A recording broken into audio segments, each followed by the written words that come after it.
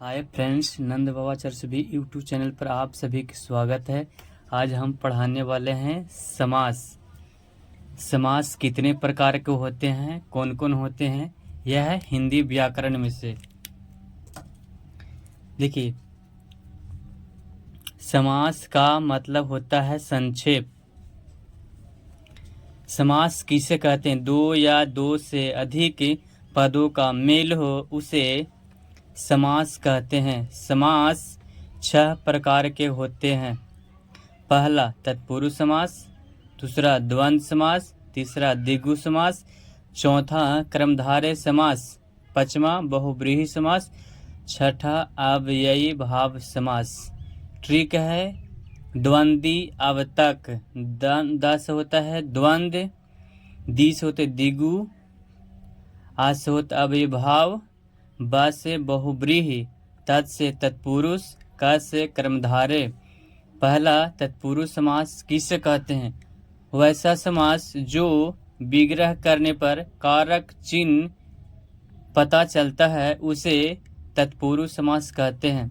जैसे का, के, की, को, के लिए, में, पै, पर इत्यादि। यश प्राप्त, यश को प्राप्त, रसोई घर, रसोई के लिए घर, धनहीन, धन से हीन, पाप मुक्त, पाप से मुक्त। Note point. अंतिम पद, दूसरा पद, उत्तर पद प्रधान होता है। दूसरा द्वंद्व समास किसे कहते हैं? वैसा समास जिसका दोनों पद प्रधान हो उसे द्वंद्व समास कहते हैं। जैसे माता पिता, भाई बहन, दाल भात। Note point. योजक चिन्ह लगा। योजक चिन्ह का मतलब ऐसा चिन्ह होता है। योजक चिन्ह कभी कभी देगा कि देवासुर, तो देवासुर में भी क्या होता है? द्वंद्व समास। देवा का मतलब होता है देवता, असुर मतलब होता है राक्षस।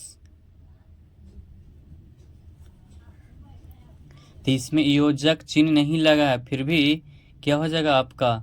यह हो जाएगा द्वंद्व समास। कहा कि इसमें योजक चिन्ह नहीं लगा, फिर भी हो जाएगा द्वंद्व समास। तीसरा द्विगु समास। वैसा समास जिसका प्रथम पद संख्यावाचक हो उसे द्विगु समास कहते हैं। जैसे तिरंगा, 3 रंगों का समूह, त्रिलोक, 3 लोकों का समाहार, पंचवटी, 5 वाटों का समाहार। चौथा कर्मधारय समास किसे कहते हैं? जब प्रथम पद दूसरे पद की विशेषता बतलाता है उसे कर्मधारय समास कहते हैं। जैसे कमल नयन, कमल के समान नयन। गोल घर, गोल है जो घर। महात्मा, महान है जो आत्मा। महापुरुष, महान है जो पुरुष। इसमें बताया कि एक जो पद है दूसरे पद की विशेषता बतलाता है उसे हम कहते हैं कर्मधारय समास। एक दूसरे के विशेषता बतलाता है। पांचवा बहुव्रीहि समास। वैसा समास जिसका कोई पद प्रधान ना हो तथा अन्य पद प्रधान हो उसे बहुव्रीहि समास कहते हैं। जैसे लंबोदर, लंबा है जिसका उदर अर्थात गणेश। नीलकंठ, नीला है जिसका कंठ अर्थात शंकर। पीताम्बर, पीला है जिसका वस्त्र अर्थात विष्णु। नोट पर देवी देवताओं के बारे में वर्णन हो उसे हम बहुव्रीहि समास कहते हैं। अव्ययी भाव समास। वैसा समास जिसका प्रथम पद प्रधान हो, उपसर्ग तथा अवयव हो उसे अव्ययी भाव समास कहते हैं। जैसे आ, वे, प्रति यथा लगा रहे।